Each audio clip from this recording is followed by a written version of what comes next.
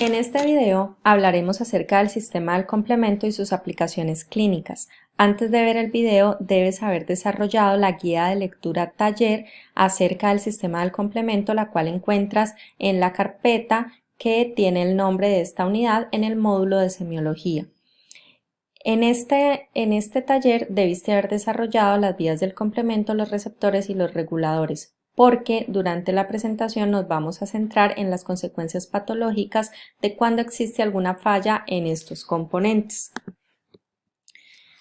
El sistema del complemento es un sistema el cual está conformado por una serie de proteínas que encontramos en sangre y que circulan como simógenos. Recordemos que simógenos son proteínas que tienen capacidad enzimática, pero que en condiciones normales las encontramos inactivas.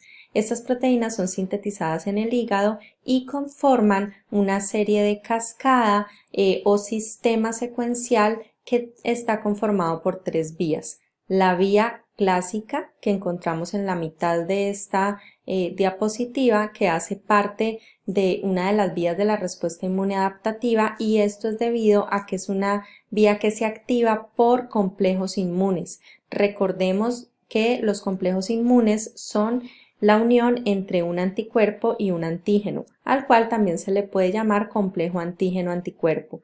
Por lo tanto, como los anticuerpos están generando la activación de esta vía y los anticuerpos hacen parte de la respuesta inmune humoral, que hace parte de la respuesta inmune adaptativa, decimos que esta vía es de la respuesta inmune adaptativa. Las otras dos vías, la vía de las lectinas y la vía alternativa, son vías que hacen parte de la respuesta inmune innata. Los activadores son diferentes y por lo general están relacionados con la presencia de PAMs.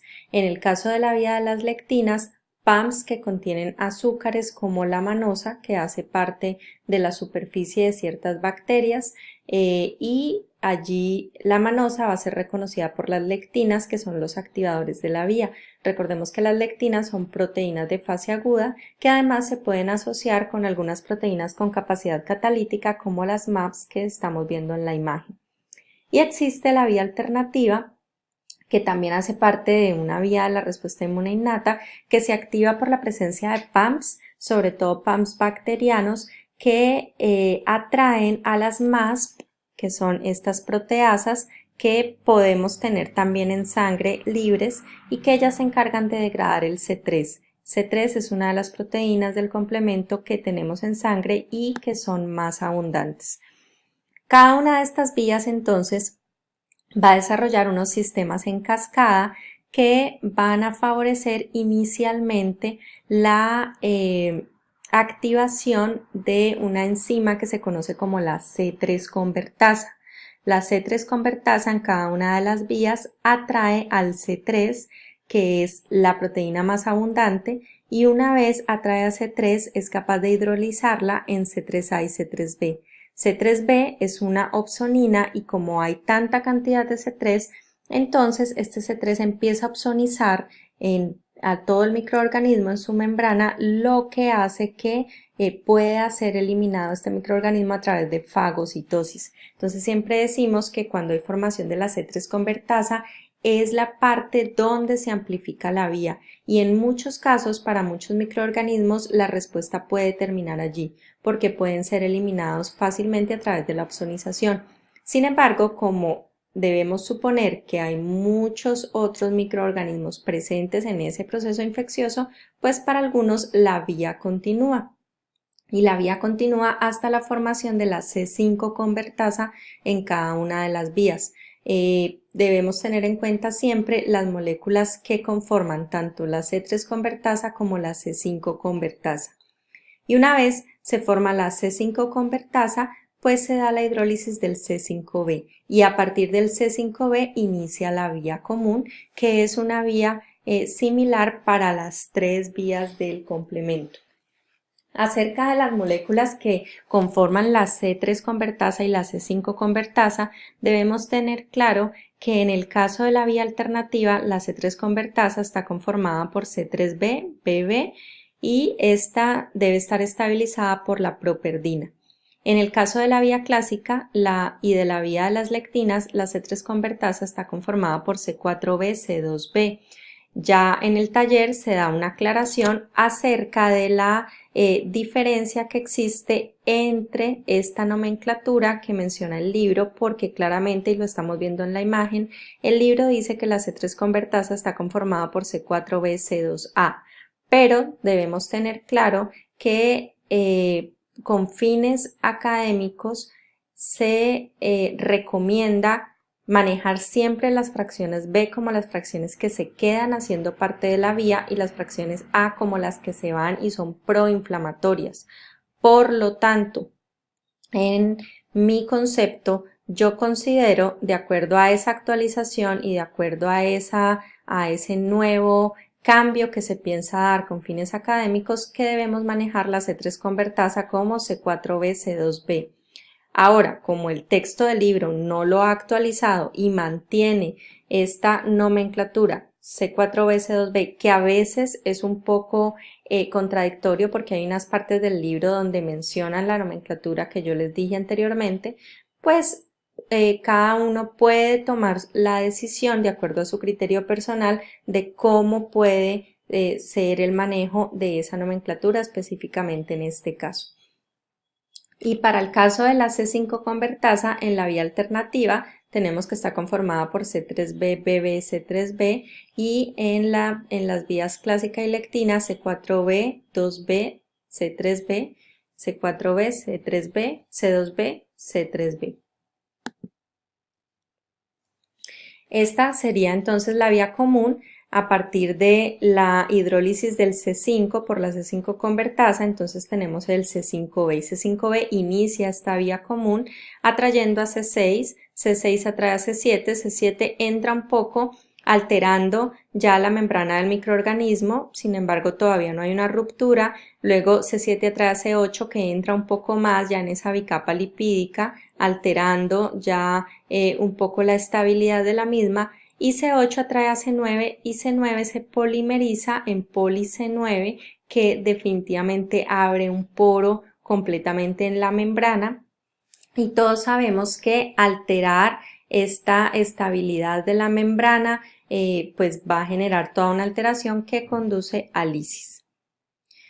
El complemento tiene algunas funciones, entonces la opsonización a través del C3b, sobre todo en la fase de amplificación. C4b también puede opsonizar, pero la que mejor opsoniza es el C3b. El estímulo de las reacciones o respuestas inflamatorias a través de las fracciones A, C3A y C5A, sobre todo son las que tienen una vida media más larga. Estas son anafilotoxinas y son fracciones quimiotácticas. Anafilotoxinas implica que favorecen la degranulación de mastocitos y basófilos que contienen histamina y que son también algunas proteínas proinflamatorias que participan en la inflamación, pero además sabemos que C3A y C5A son quimiotácticas y favorecen la atracción de células como los fagocitos que participan en la respuesta inflamatoria. La lisis inducida por la formación del complejo MAC y esta cuarta función que solamente aplica para la vía clásica es la eliminación de complejos inmunes, y solamente aplica para la vía clásica porque los complejos inmunes son los que activan dicha vía. En ninguna de las otras dos vías, vías funcionan o participan los complejos inmunes. Por lo tanto, activar toda la vía favorece la limpieza de los mismos, y esto es clave y es muy importante para lo que vamos a hablar ahora, porque si los complejos inmunes no se eliminan adecuadamente, ellos tienden a depositarse, se quedan en el organismo y se depositan en las paredes de los vasos de pequeño calibre, en el glomérulo y en las articulaciones, desencadenando vasculitis, glomerulonefritis y artritis, manifestaciones que encontramos en enfermedades relacionadas con el complejo, con el depósito de los complejos inmunes.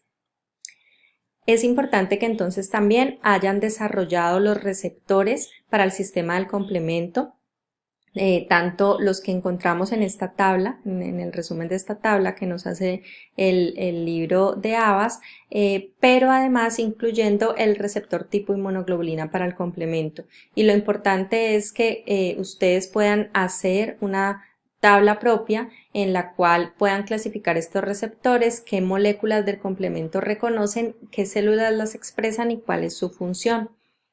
También se menciona allí en esa guía de lectura los reguladores del complemento. Recuerden ustedes que siempre nuestra respuesta inmune debe ser muy regulada y controlada, y estos reguladores van a ser importantes para evitar que sobre nuestras células se active el sistema del complemento, pero también para tener un momento en el cual podamos inactivar o parar el complemento cuando ya se ha disminuido la respuesta inmune. Debe haber un momento en que tenemos que inactivar este sistema, y estas proteínas reguladoras van a ser muy importantes para esto.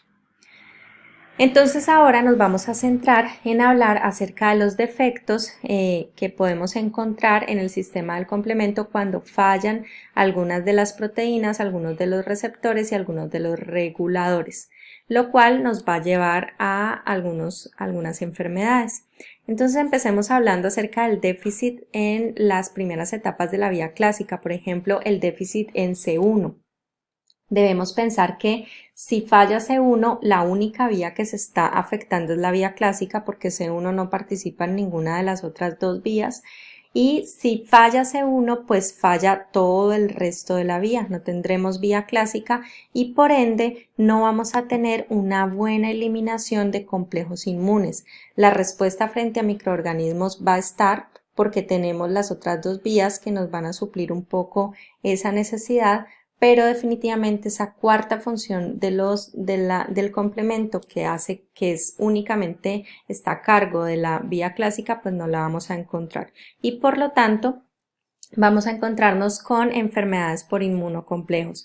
No se van a poder eliminar adecuadamente estos inmunocomplejos y se van a depositar, como anteriormente lo dijimos, en vasitos, glomérulos o artritis.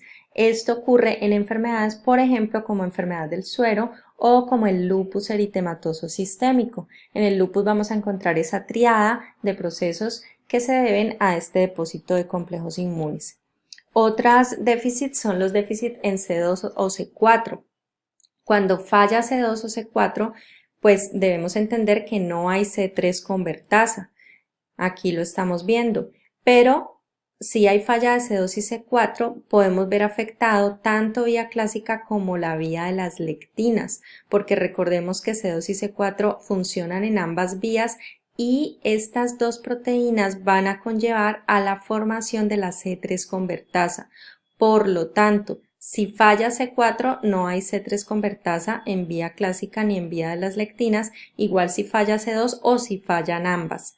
Y si falla entonces la vía clásica en estas vías, pues definitivamente tenemos que entender, si no hay vía clásica, pues hay depósito de complejos inmunes. Si no hay vía de las lectinas, podría haber una falla en la respuesta frente a bacterias, pero tenemos la vía alternativa.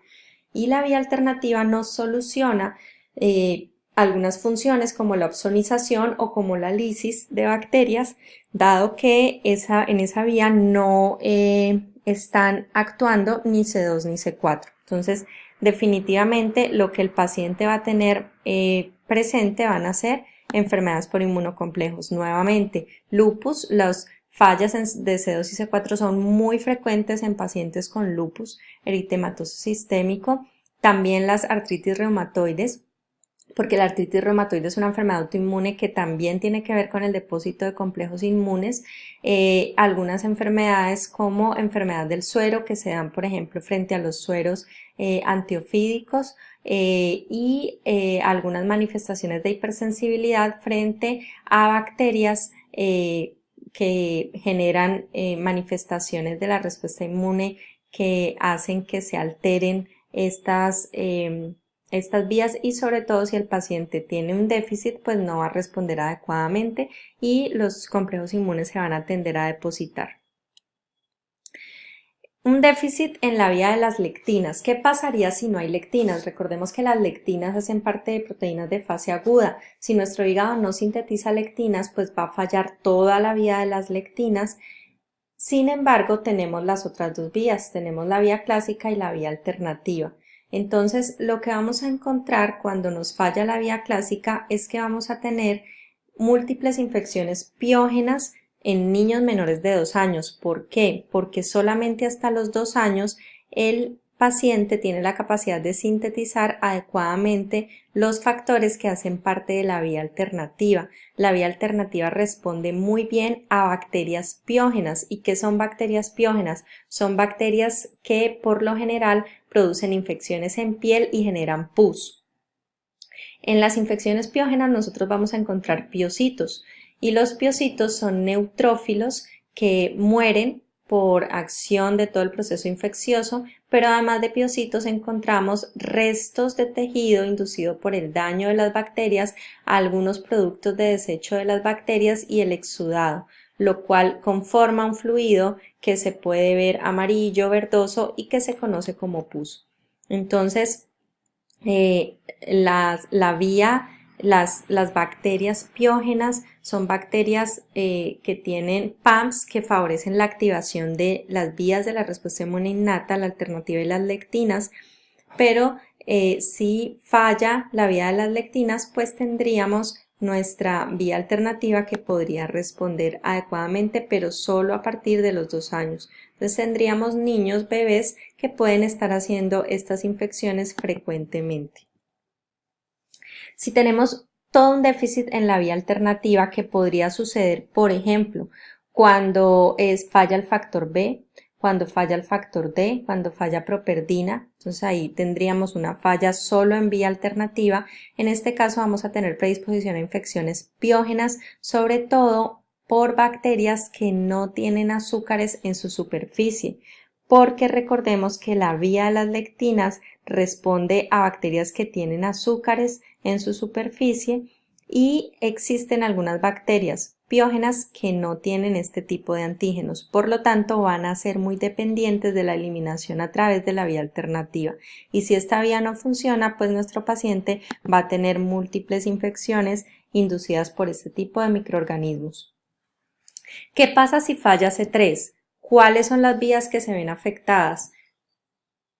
Falla vía alternativa, sí, porque C3 hace parte incluso como activador de la vía. ¿Falla vía clásica? Claro que sí, porque va a fallar la fase de amplificación, no vamos a tener cómo pueda continuar la vía después de formación de C3 convertasa, realmente no habría ni opsonización ni amplificación de la vía, ni se podría continuar el resto de la vida, y lo mismo ocurriría en la vía de las lectinas. Por ende, el paciente va a tener tanto infecciones piógenas como infecciones por Neisseria. Neisseria son bacterias que son muy dependientes del sistema del complemento, entonces si no hay vías del complemento vamos a tener predisposición a estas infecciones, y obviamente depósito de complejos inmunes porque tampoco tenemos vía clásica.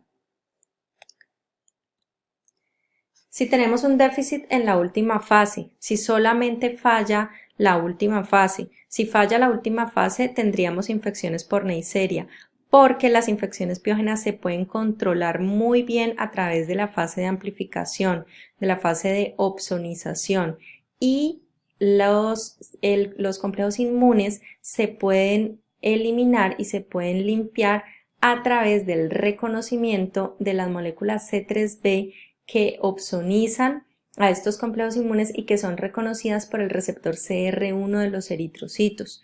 Recordemos que estos receptores reconocen a estas moléculas y también participan en la limpieza de complejos inmunes.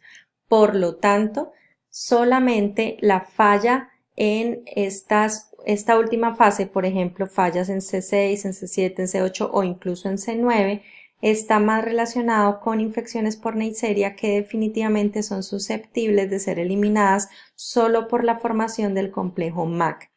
Las bacterias del género Neisseria causan infecciones como neumonías, meningitis o infecciones venéreas como la gonorrea. Ahora hablaremos acerca del déficit de algunos factores reguladores, como el factor I y el factor H.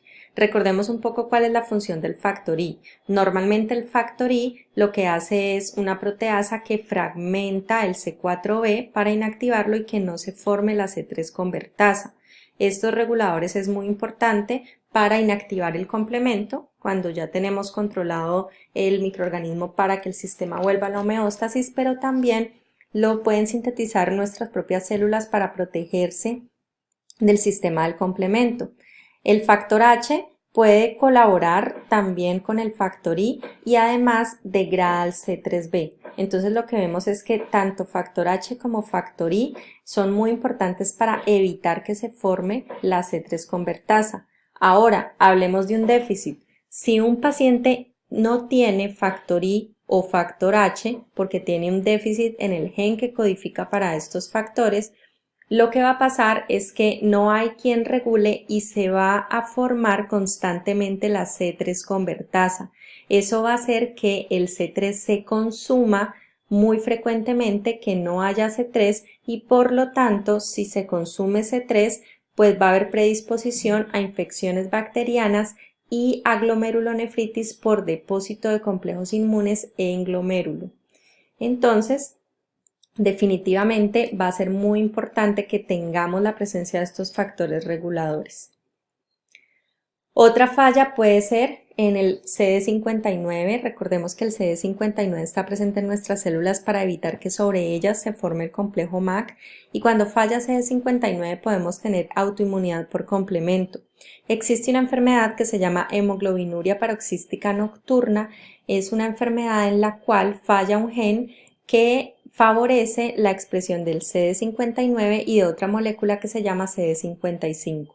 Si fallan estas moléculas, entonces no hay formación del complejo MAC, no hay inhibición de la formación del complejo MAC. Y lo que se encuentra en la hemoglobinuria es que se forma complejo MAC sobre los eritrocitos, conduciendo a lisis de los mismos, y entonces la hemoglobina es liberada en sangre y va a riñón y se elimina a través de la orina. Entonces encontramos hemoglobina en orina y anteriormente se encontraba que la hemoglobina en orina era más frecuente durante la noche o en las primeras horas de la mañana. Y por eso se hablaba de hemoglobinuria paroxística nocturna. Hoy en día los estudios han encontrado que realmente la hemoglobina en orina se encuentra en estos pacientes en todas las horas del día y por lo tanto pues se ha desestimado un poco el nombre. Sin embargo, por clasificación todavía tiene esta denominación. Hablemos ahora del déficit en los receptores y por eso es importante que ustedes tengan claro todos los receptores del complemento, qué molécula reconoce, quién los expresa y cuál es su función. Lo más importante en el déficit de los receptores CR1 es que esto va a conducir al depósito de complejos inmunes. El receptor CR1 también es muy importante en la eliminación y limpieza de estos inmunocomplejos. Recordemos que el CR1 es expresado por eritrocitos y estos reconocen los complejos inmunes cuando están opsonizados por la molécula C3b. Ese reconocimiento hace que los eritrocitos se lleven los complejos inmunes al hígado y al vaso donde son fagocitados, porque ustedes saben que los eritrocitos cuando cumplen su vida media son eliminados por estas células, estos macrófagos que encontramos en hígado y en vaso. Entonces estos eritrocitos que ya han cumplido su vida media reconocen estos complejos inmunes y con ellos son eliminados y esto ayuda a limpiar los complejos inmunes. Por lo tanto, si hay un paciente con una falla genética en CR1 y no lo expresa, pues vamos a tener un paciente que va a tener enfermedades por depósito de complejos inmunes. También podemos encontrar fallas en el CR2 y recordemos que el CR2 hace parte del correceptor del linfocito B. Entonces, si falla CR2, vamos a tener fallas en la amplificación de la señal del BCR. También podemos encontrar fallas en CR3 y CR4 y recordemos que CR3 y CR4 están expresados en neutrófilos, reconocen el IC3B, van a haber entonces predisposición a ciertas infecciones de microorganismos que están opsonizados con esta molécula, pero además el CR3 y el CR4 hacen parte, lo expresan normalmente neutrófilos y hacen parte de moléculas que reconocen selectinas e integrinas, favoreciendo la salida de estas células en la diapédesis. Entonces CR3 y CR4 van a afectar la migración leucocitaria y conllevan a una enfermedad que se conoce como déficit de adhesión leucocitaria, lo cual va a favorecer infecciones bacterianas, sobre todo por microorganismos extracelulares y deficiencias en la cicatrización. Hay algo muy común y es las fallas en la cicatrización del cordón umbilical en recién nacidos, porque normalmente es una enfermedad congénita que aparece en las primeras etapas de vida. Cuando falla el receptor del complemento de la familia de las inmunoglobulinas, recordemos que este receptor es muy importante en el reconocimiento de bacterias que están opsonizadas con moléculas del complemento y sobre todo bacterias que viajan por sangre. Entonces vamos a tener predisposición a infección por este tipo de microorganismos. Ahora, pasando un poco lo que vimos anteriormente, tienen que ver con patologías por déficit, pero también pueden haber patologías por el funcionamiento normal del complemento cuando falla la regulación, cuando falla la homeostasis y el paciente entra en un estado de inflamación crónica, por ejemplo, por enfermedades autoinmunes, por ejemplo, por microorganismos que no son eliminados adecuadamente. Entonces, lo que va a haber es una excesiva activación del sistema del complemento. Si hay una excesiva activación del sistema del complemento, pues pensemos, hay una gran cantidad de fracciones C3A y C5A que van a mantener aún más esa respuesta inflamatoria. Estas son anafilotoxinas, o sea que van a atraer fagocitos. Estas moléculas van a activar constantemente la amplificación del complemento, lo que hace opsonización y atracción de neutrófilos y monocitos macrófagos, y la atracción de todas estas moléculas pues va a favorecer una respuesta inflamatoria en el sitio donde se encuentran estos moléculas del complemento, generando o induciendo algunas manifestaciones relacionadas con el daño tisular. Y en los vasos sanguíneos también puede ocurrir, sobre todo cuando en algunos casos se depositan complejos inmunes y se activa complemento constantemente por la acción del C1, y esto favorece la atracción de fagocitos que, al no poder fagocitar y no tener facilidad para la fagocitosis, pueden empezar a secretar las enzimas que hacen parte de la fagocitosis, generando daño, por ejemplo, en las paredes del vaso, induciendo además procesos como vasculitis, glomerulonefritis si es el glomérulo, artritis y trombosis en los vasitos. Entonces, también una falla de regulación del complemento y una sobreactivación del mismo nos puede llevar a un daño o a un proceso de inflamación crónica. Por último, y para terminar, hablaremos acerca de la evasión de la opsonización por complemento. Y es importante tener en cuenta que hay bacterias que pueden formar una cápsula de polisacáridos alrededor de las mismas, lo cual ocultaría un poco las moléculas que opsonizan la pared bacteriana, y al ocultarla, pues el receptor para estas moléculas no puede reconocerlo y esto evade un poco la respuesta. Lo mismo algunos microorganismos que sintetizan polisacáridos de cadena larga, lo que impide la unión física de los fagocitos con la molécula que está opsonizando. La degradación enzimática, es decir, la conversión de C3b, por ejemplo, en IC3b, incluso la conversión de C3d por IC3d, lo cual hace que sean moléculas inhibidas que no sean fácilmente reconocidas por los receptores del complemento. Y las proteínas señuelo, que son proteínas que pueden impedir la formación del complejo MAC, proteínas que funcionan evitando la unión de C6, C7 y C8 e incluso de C9 sobre la membrana del microorganismo. Hemos terminado entonces esta sesión. Es importante que les haya quedado claro cómo pueden alterarse algunos elementos del sistema del complemento, los receptores o las moléculas reguladoras, y qué consecuencias patológicas puede traer. También es importante pensar qué afecta. Afecta una vía, afecta dos vías, afecta las tres vías. Por lo tanto, es recomendable que hagan una tabla para clasificar estas manifestaciones y cómo pueden verse alteradas de acuerdo a las fallas genéticas que pueden presentarse en los pacientes. Muchas gracias.